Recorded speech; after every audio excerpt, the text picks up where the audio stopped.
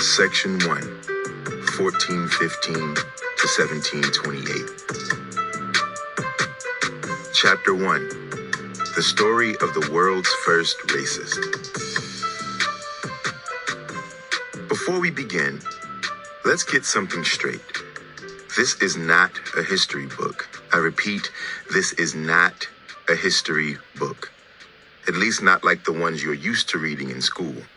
The ones that feel more like a list of dates, and there will be some, with an occasional war here and there, a declaration, definitely gotta mention that, a constitution, that too, a court case or two, and of course, the paragraph that's read during Black History Month.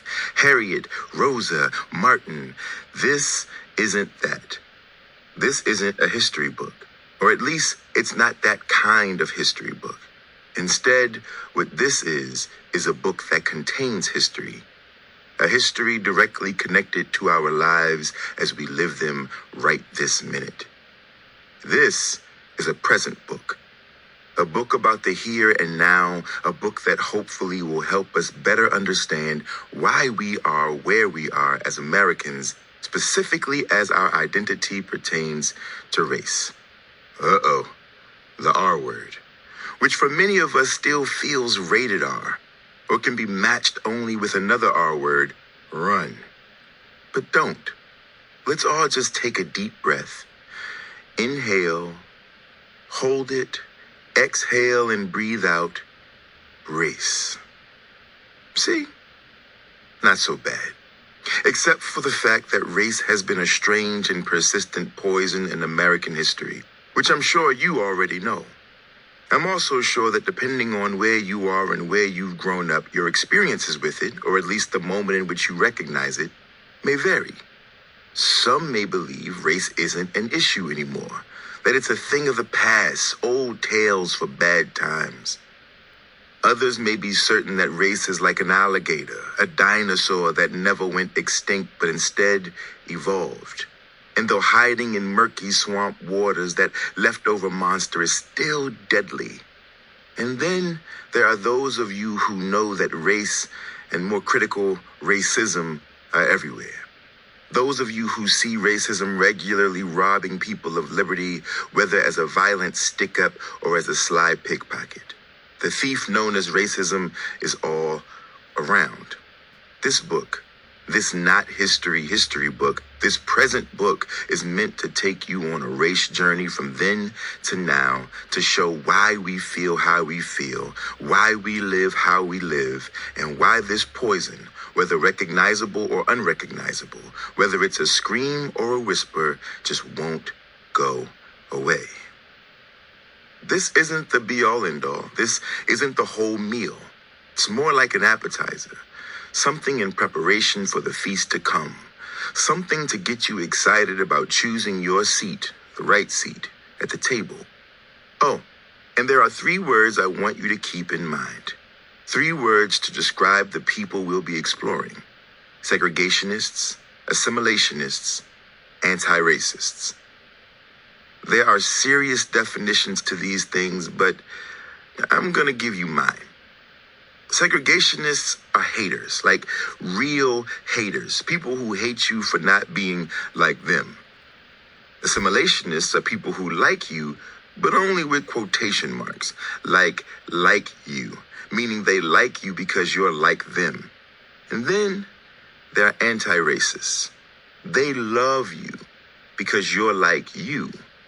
But it's important to note, life can rarely be wrapped into single-word descriptions. It isn't neat and perfectly shaped. So sometimes, over the course of a lifetime, and even over the course of a day, people can take on and act out ideas represented by more than one of these 3 identities. Can be both and. Just keep that in mind as we explore these folks. And actually, these aren't just the words we'll be using to describe the people in this book. They're also the words we'll be using to describe you and me, all of us. So where do we start? We might as well just jump in and begin with the world's first racist. I know what you're thinking. You're thinking, how could anyone know who the world's first racist was? Or you're thinking, yeah, tell us so we can find out where he lives. Well, he's dead. Been dead for 600 years, thankfully. And before I tell you about him, I have to give you a little context. Europe. That's where we are, where he was. As I'm sure you've learned by now, the Europeans, Italians, Portuguese, Spanish, Dutch, French, British, were conquering everyone, because if there's one thing all history books do say, it's that Europeans conquered the majority of the world. The year is 1415, and Prince Henry, there's always a Prince Henry, convinced his father, King John of Portugal, to basically pull a caper and capture the main Muslim trading depot on the northeastern tip of Morocco. Why? Simple. Prince Henry was jealous. The Muslims had riches, and if Prince Henry could get the Muslims out of the way, then those riches and resources could be easily accessed. Stolen. A jack move. A robbery. Plain and simple. They take a bountiful supply of gold. And Africans. That's right. The Portuguese were capturing Moorish people who would become prisoners of war in a war the Moors hadn't planned on fighting but had to survive. And by prisoners, I mean property. Human property. But neither Prince Henry nor King John of Portugal was given the title world's first racist, because the truth is, capturing people wasn't an unusual thing back then. Just a fact of life. That illustrious moniker would go to a man named neither Henry nor John, but something way more awesome, who did something not awesome at all. Gomez Yanez de Zurara. Zurara, which sounds like a cheerleader chant, did just that. It cheerleaded. Cheered. Whatever. He was a cheerleader, kind of. Not the kind who roots for a team and pumps up a crowd, but he was a man who made sure the team he played for was represented and heralded as great.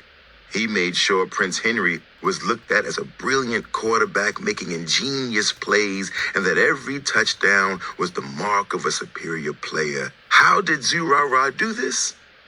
Through literature. Storytelling. He wrote the story, a biography of the life and slave trading of Prince Henry. Zurara was an obedient commander in Prince Henry's military order of Christ and would eventually complete his book, which would become the first defense of African slave trading. It was called The Chronicle of the Discovery and Conquest of Guinea. In it, Zurara bragged about the Portuguese being early in bringing enslaved Africans from the Western Sahara Cape, and spoke about owning humans as if they were exclusive pairs of sneakers.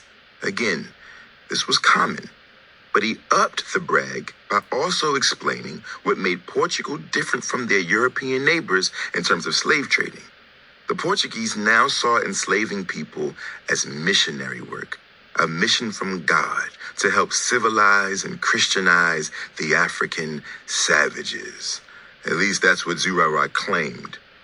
And the reason this was a one-up on his competitors, the Spanish and Italians, was because they were still enslaving Eastern Europeans, as in white people, not called white people back then. Zurara's ace, his trick shot, was that the Portuguese had enslaved Africans, of all shades by the way, supposedly for the purpose of saving their wretched souls. Zurara made Prince Henry out to be some kind of youth minister, canvassing the street, doing community work, when what Prince Henry really was more of a gangster, more of a shakedown man, a kidnapper getting a commission for bringing the king captives. Prince Henry's cut, like a finder's fee, 185 slaves, equaling money, money, money. Though it was always framed as a noble cause thanks to Zurara, who was also paid for his pen. Seems like Zurara was just a liar, right? A fiction writer. So what makes him the world's first racist? Well, Zurara was the first person to write about and defend black human ownership, and this single document began the recorded history of anti-black racist ideas. You know how the kings are always attached to where they rule, like King John of Portugal. Well, If Gomez Yanez de Zurara was the king of anything, which he wasn't, he would have been King Gomez of racism. Zurara's book, The Chronicle of the Discovery and Conquest of Guinea, was a hit. And you know what hits do. They spread. Like a pop song that everyone claims to hate, but everyone knows the words to, and then suddenly no one hates the song anymore, and instead it becomes an anthem. Zurara's book became an anthem, a song sung all across Europe as the primary source of knowledge on unknown Africa and African peoples for the original slave traders and enslavers in Spain, Holland, France, and England. Zurara depicted Africans as savage animals that needed taming.